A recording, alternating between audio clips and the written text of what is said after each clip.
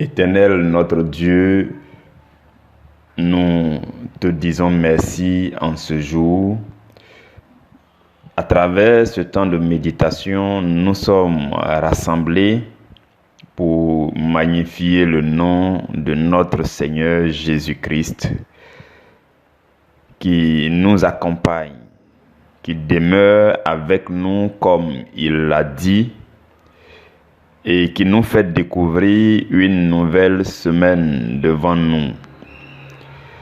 Nous glorifions le nom de Jésus-Christ et nous désirons ardemment qu'il soit encore avec nous, qu'il marche à nos côtés, qu'il saisisse nos mains pour nous montrer le chemin de la vie. Seigneur, nous te disons merci en ce jour, mes frères et moi. Je veux te donner toute la gloire pour cette semaine que tu nous donnes de vivre. C'est une belle opportunité que tu nous donnes pour que nous puissions encore nous rattraper, nous ajuster, nous réajuster, nous repositionner, revenir sur le chemin. C'est une opportunité pour chacun de nous de se corriger, d'obéir. C'est une chance que tu nous donnes. C'est une grâce au-delà de la chance simple. C'est une grâce immense que tu nous fais de vivre encore. Et nous voulons vivre cette vie pour te donner gloire. Béni sois-tu, Seigneur, pour la vie de mes frères, de mes sœurs à travers cette plateforme. Je bénis ton Saint-Nom pour la vie de celui qui se connecte à ce temps d'enseignement. Que ton nom soit célébré dans sa vie. Merci éternellement. Gloire à toi, honneur à toi, Seigneur. Merci, Seigneur. Daigne, Seigneur, nous accorder la présence de ton esprit. Lorsque ton esprit est présent, l'onction est communiquée, le charisme est exercé et les capacités surnaturelles reposent dans nos vies afin de faire des exploits pour ton nom. Voilà pourquoi nous avons besoin de ton esprit pour nous aider à comprendre ta parole, pour nous aider à découvrir, Seigneur, ton excellence dans ta parole. Merci pour la présence du Saint-Esprit en ce temps de méditation. Béni sois-tu dans le nom de Jésus-Christ. Amen. Déterminé à faire triompher l'amour divin. Frères et sœurs dans le Seigneur, au stade où nous sommes parvenus, je voudrais que chacun de nous soit déterminé, se sente déterminé à faire triompher l'amour divin. Nous avons pris 5 mois pour enseigner sur l'amour divin et en ce 6e mois, nous sommes en train de faire la différence. Nous sommes en train de relever toutes les différences, les nuances entre l'amour divin et l'amour humain. Et pour ces 2 semaines qui nous restent, ce que nous allons faire, c'est de faire triompher l'amour divin sur l'amour humain. Donc, c'est ce que nous allons étudier durant ces 2 semaines à compter d'aujourd'hui. Donc, lorsque ce thème de la semaine a été formulé, ce thème donne la latitude à chacun de dire vigoureusement et vivement: je suis déterminé à faire triompher l'amour divin dans ma vie. Voici ce que tu dois dire chaque instant de cette semaine, chaque jour, chaque moment de cette semaine. Jusqu'à la semaine prochaine, jusqu'à la fin de ce mois, c'est ce qu'il nous reste à dire pour ce mois. Je suis déterminé. Je suis déterminé. Je suis déterminé. Je suis plus que jamais déterminé à faire dominer l'amour divin sur l'amour humain, à faire triompher l'amour divin dans ma vie. Je suis déterminé. C'est ce que nous allons méditer tout au long de cette semaine et jusqu'à la semaine prochaine. Voilà. Donc, pour cette semaine, nous allons voir tout ce qui va nous permettre d'être davantage déterminés, de recevoir la force de Dieu, la capacité, vous voyez, de recevoir la force en nous pour être déterminés à faire triompher l'amour divin. C'est ce que nous allons voir en cette semaine d'abord. Et la semaine qui va suivre, nous allons voir tout ce qu'il faut faire de façon pratique, ce qu'il faut faire pour faire triompher l'amour divin. Et ça sera vraiment pratique parce que nous allons aller cas par cas. Nous allons aller cas par cas. Vous allez remarquer quand je vais partager le programme de la semaine, l'autre semaine. Parce que tout ça, c'est déjà prêt. Il reste à prendre et puis partager. C'est ça. Le Seigneur a communiqué tout par avance parce que c'est ça. Nous sommes en train de marcher sur un chemin où nous voyons ce qui est devant nous. On n'est pas en train de marcher la tête baissée, où on vit au jour le jour. Non, le Seigneur nous fait la grâce d'avoir la tête levée et de voir ce qui vient devant nous. Voilà pourquoi de temps en temps je vous dis ce qu'on va voir la semaine prochaine, la semaine prochaine, le mois prochain. Tout ça c'est déjà sur place. Dieu nous a fait la grâce de les recevoir dans son intimité. Je bénis le nom du Seigneur. Et je te dis encore, bienvenue en cette semaine, surtout en cette semaine d'enseignement. Que la grâce du Seigneur soit dans ta vie, chaque instant de cette semaine, dans tes déplacements, dans tes actions, dans tout ce que tu auras à faire, à dire, à penser, que le nom de Jésus règne au milieu de tout cela. Donc le sous-thème de ce jour, parce que nous allons aller sous-thème, comme nous le faisons. Donc aujourd'hui, le sous-thème, lundi 14 septembre, le sous-thème c'est « La mauvaise compréhension des Écritures est une œuvre de l'amour humain ». Donc nous sommes en train de voir maintenant comment l'amour humain agit pour dominer dans la vie des gens. Comment l'amour humain agit. Même au sujet des Écritures que les gens interprètent mal, que vous et moi, on peut même mal interpréter. Tout cela, ce n'est pas l'œuvre de l'amour divin, c'est l'œuvre de l'amour humain. Ce sont ces choses que nous allons voir. Nous allons ensemble lire 2 Pierre chapitre 3, versets 15 à 16. Le deuxième épître de Pierre au chapitre 3, versets 15 à 16. Je nous lis la parole du Seigneur. Croyez que la patience de notre Seigneur est votre salut. Comme notre bien-aimé frère Paul nous l'a aussi écrit, selon la sagesse qui lui a été donnée. C'est ce qu'il fait dans toutes les lettres où il parle de ces choses dans lesquelles il y a des points difficiles à comprendre, dont les personnes ignorantes et mal affermies tordent le sens, comme celui des autres Écritures pour leur propre ruine. Parole du Seigneur, nous rendons grâce à Dieu.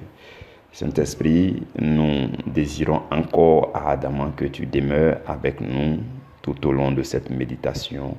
Fais-le parce que nous n'en avons pas la capacité. C'est toi seul qui peux le faire. Fais-le pour la gloire de Jésus. Amen. Mes frères, mes sœurs bien-aimés dans le Seigneur, à travers la méditation d'aujourd'hui, je vais vous partager quelque chose qui a toujours provoqué en moi une grande crainte et un grand tremblement. C'est le risque de tordre le sens des Écritures. À ce sujet, je suis toujours tremblant. C'est un gros risque que de tordre le sens de la parole écrite de Dieu. Voilà pourquoi je veux nous demander de très bien suivre cette semaine et jusque la semaine prochaine. Vous voyez, l'ennemi travaille à nous envoyer dans le décor. Pour ne pas que ça soit votre cas, je voudrais que vous puissiez très bien suivre. vous avez la bonne volonté de lire les Écritures, de méditer les Écritures, de manifester l'amour divin, tout ça, c'est beau, mais il faut qu'on fasse les choses avec sagesse pour ne pas tordre le sens des Écritures, pour ne pas dire ce que Dieu n'a pas dit de dire. Moi, vraiment, en tout cas, ça me fait craindre.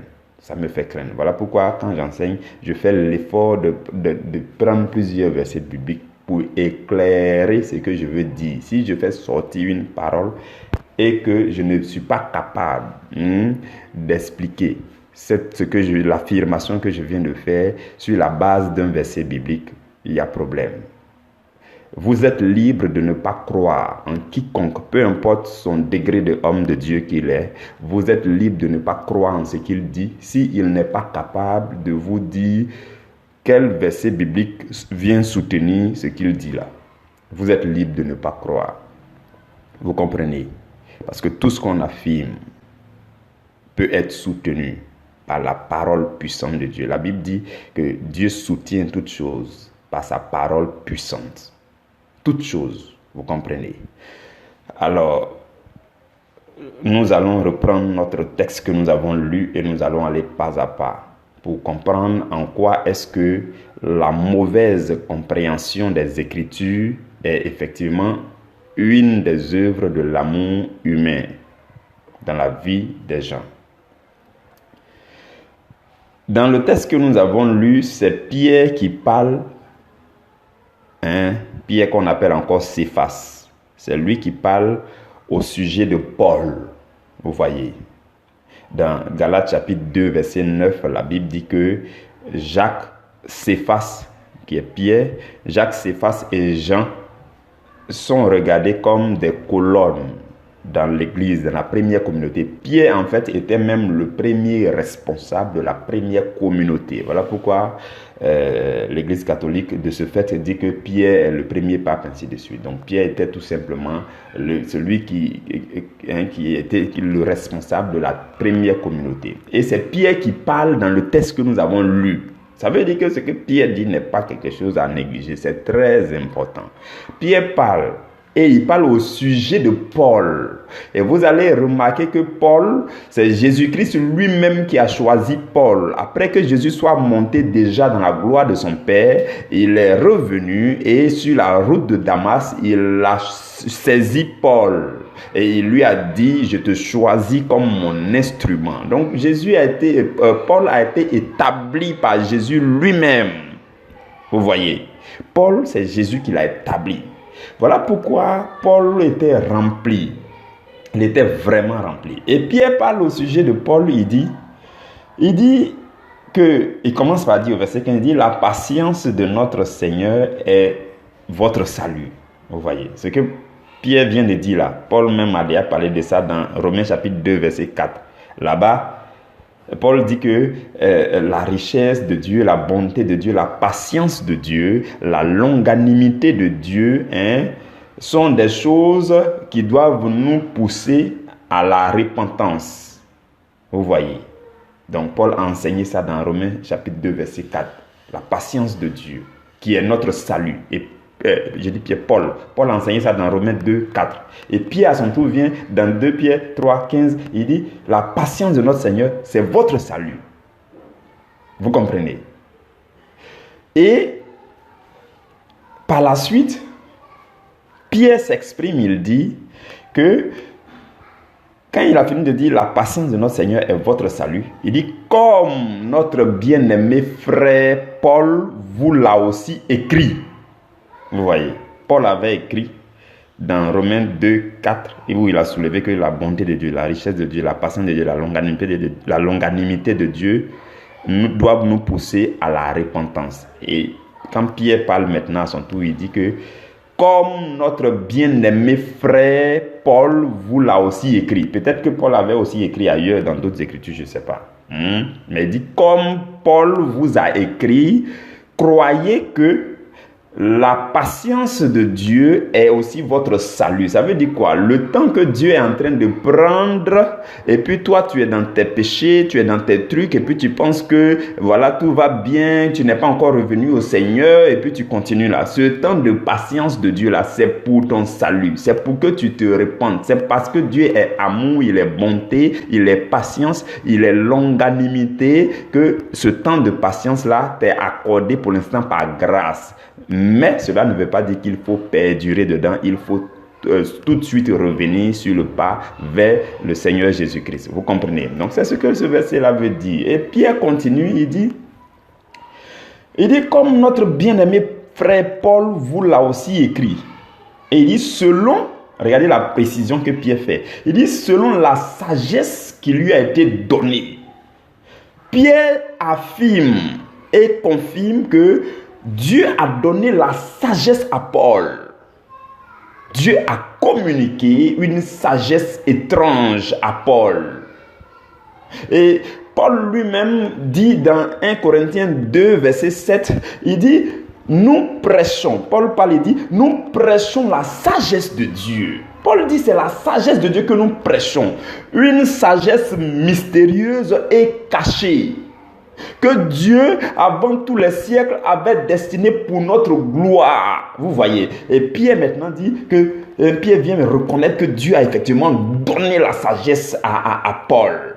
Donc, Paul dit, c'est la sagesse que nous prêchons est la sagesse de Dieu.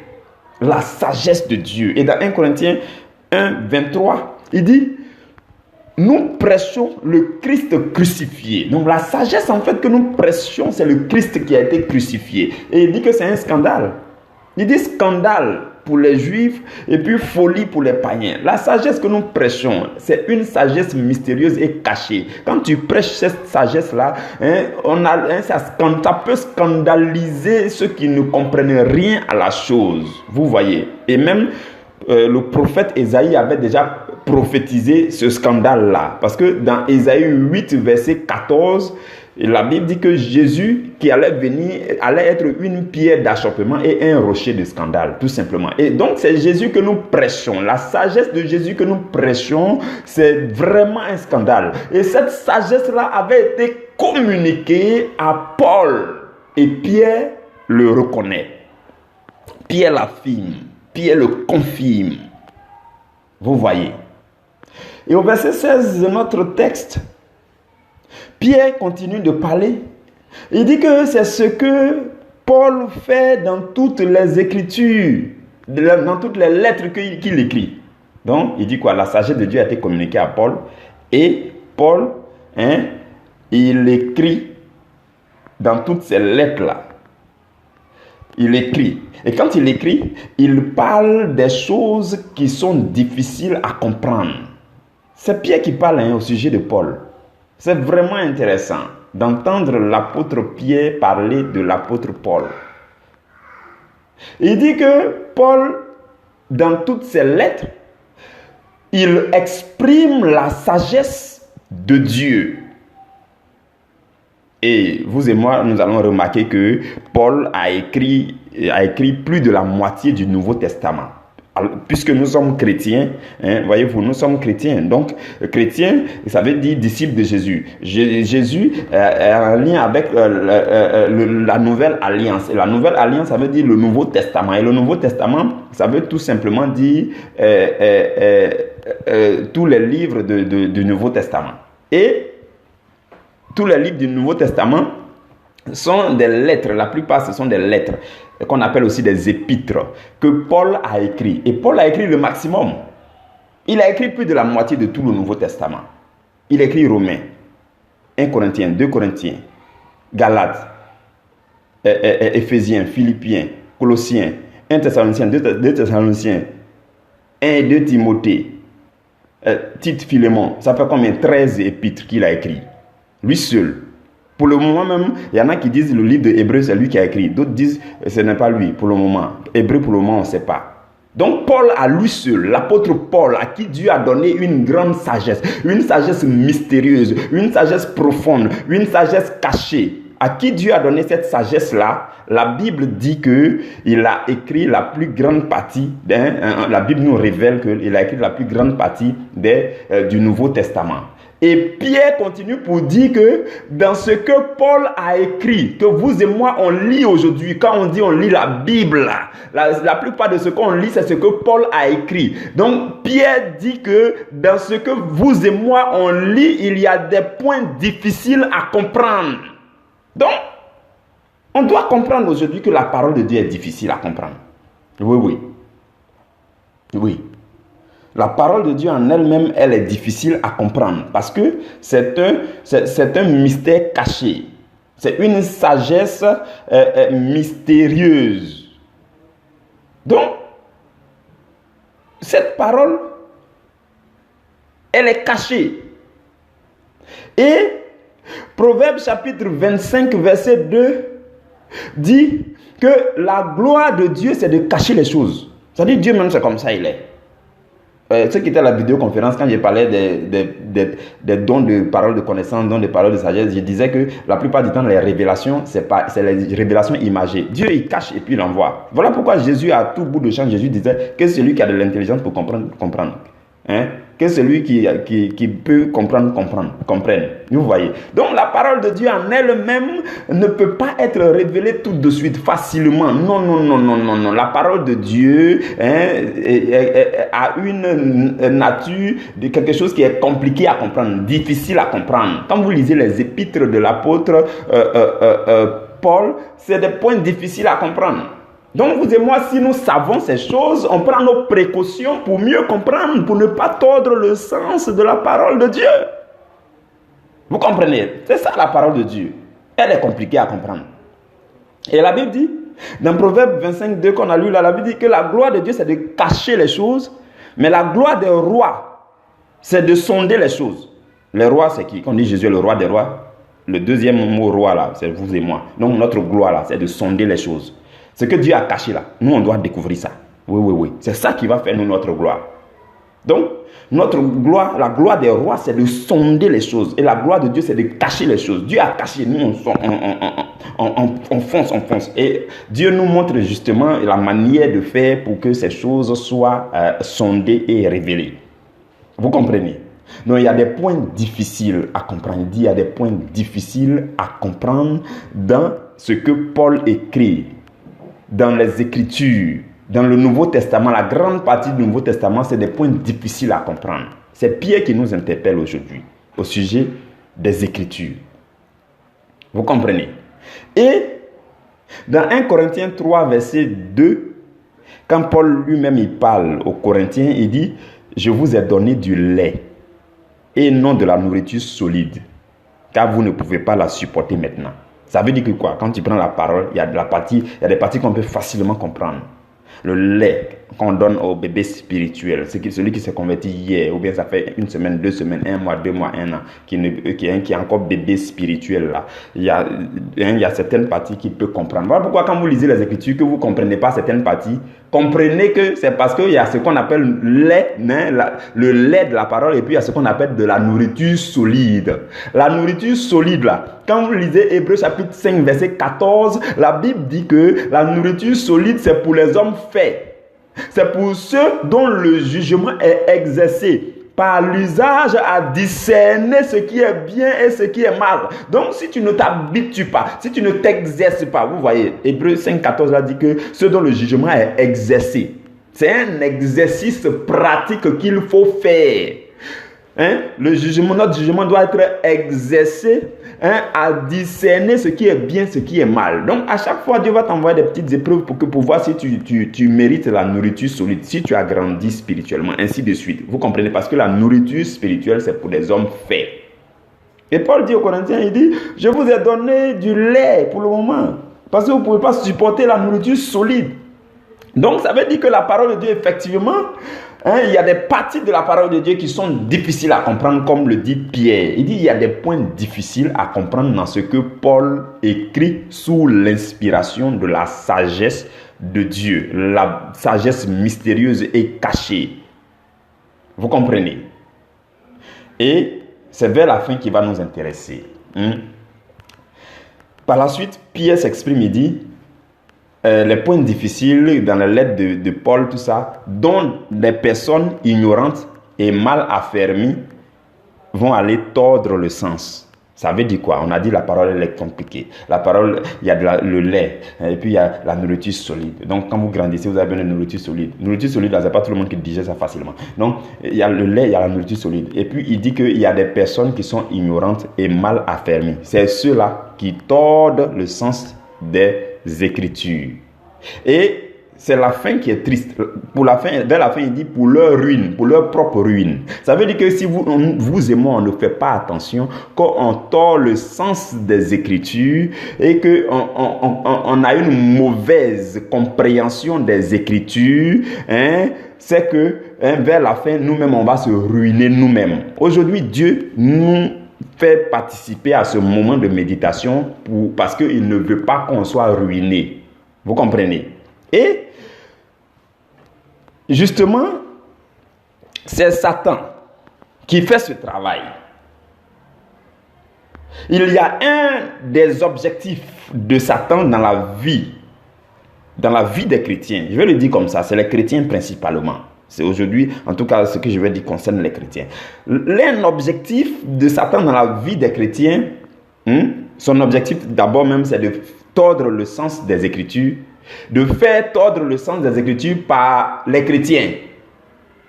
Parce que les chrétiens, ils sont devenus chrétiens, ils ont la bonne volonté de manifester l'amour de Dieu. Ils ont la bonne volonté d'obéir à la parole, de découvrir la parole, de connaître la parole.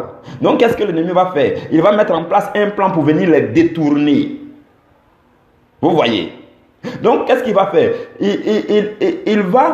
Il va travailler pour avoir beaucoup de chrétiens qui sont ignorants, ou bien soit ils sont mal affermis. Et alors Satan va réussir son coup. Il va, avec ceux qui sont ignorants et puis mal affermis, Satan va les utiliser pour tordre le sens des Écritures. Et si Satan réussit à faire tordre le sens des Écritures, il réussit aussi à faire tordre à faire tordre aussi le sens de l'amour. C'est ça, hein? Si Satan réussit à avoir beaucoup de chrétiens qui tordent le sens des Écritures, alors il est aussi sûr de tordre le sens de l'amour. Parce que la Bible est une histoire d'amour. Oui. La Bible que vous et moi nous lisons est une histoire d'amour. La plus belle histoire d'amour. L'histoire de l'amour entre Dieu et l'être humain. Et Satan ne veut pas que cet amour-là s'exprime pleinement en l'homme. Et quand il voit les hommes sur le chemin de Christ, qui deviennent chrétiens, qui sont en train de chercher Dieu, il va s'arranger pour qu'il y ait beaucoup de personnes qui sont ignorants. Qui sont ignorants parce que quoi? Satan connaît l'effet de Osée chapitre 4 verset 6. Il connaît l'effet. La Bible dit là-bas que le peuple de Dieu périt parce qu'il lui manque de la connaissance. Donc, si on a une mauvaise compréhension de Dieu, on connaît mal Dieu, qu'est-ce qui va se passer? On va périr. Satan connaît ce verset-là. Voilà pourquoi il va s'arranger pour qu'il y ait beaucoup de personnes qui vont être ignorants des Écritures. Ils vont ignorer les Écritures, ils ne connaissent pas. Et parce qu'ils ne connaissent pas les Écritures, ils vont aller périr. Ça ne sera pas ton cas aujourd'hui.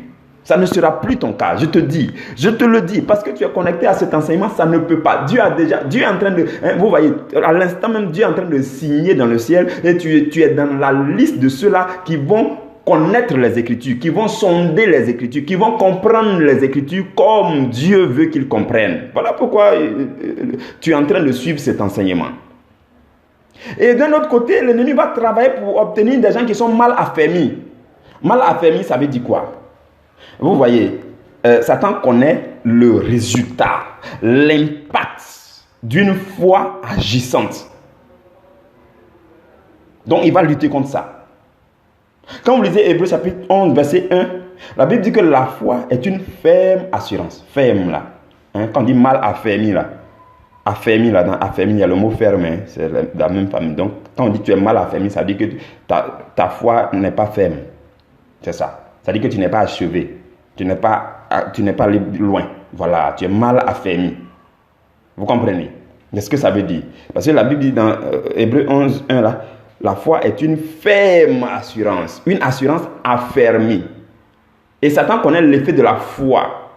Il connaît l'effet d'une foi agissante. Et Galates 5, 6 va nous dire qu'une foi agissante s'appuie sur l'amour. Vous comprenez? Donc, tout ça mélangé, l'ennemi lutte pour avoir le maximum de personnes qui soient soit ignorants ou bien qui soient mal affermis. Donc, ceux qui sont ignorants, c'est ceux-là même, ils ne connaissent pas les Écritures, ils s'en foutent des Écritures. À peine ils lisent les Écritures. C'est à la messe qu'ils entendent, ou bien au culte, ou bien une fois par mois, ou bien une fois par semaine. Ceux-là, ils vont rester ignorants. L'ennemi veut avoir beaucoup comme ça dans le corps du Christ. Et il y a d'autres qui ont la bonne volonté, qui font quand même l'effort. Mais l'effort qu'ils font là, eux, quand ils vont chercher dans les Écritures, c'est pour aller discuter avec un frère ou bien avec une soeur. Ou bien quand ils vont chercher dans les Écritures, c'est pour aller répondre à quelqu'un qui a parlé sur les réseaux sociaux sur quelque chose. Donc lui, il va aller chercher. Quand il va découvrir, lui aussi, il va aller parler là-bas. Ceux-là, ils sont mal affermis.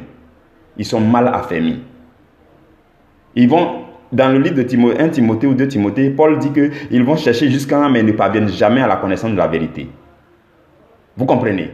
C'est ce que le travail que Satan fait. Et il est sûr que quand il va faire ça, l'amour sera tordu.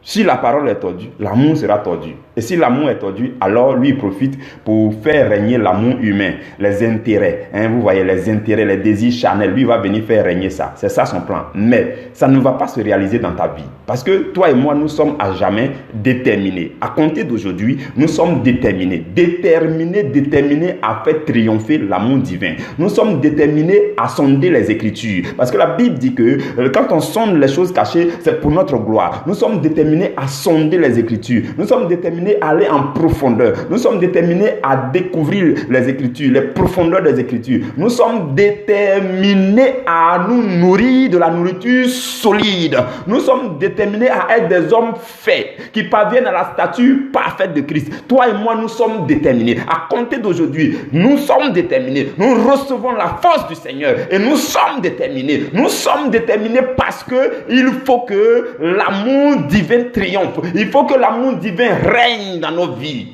Que la grâce de Dieu te couvre. Nous allons nous retrouver demain à la première heure pour parler de notre deuxième sous-thème de cette semaine.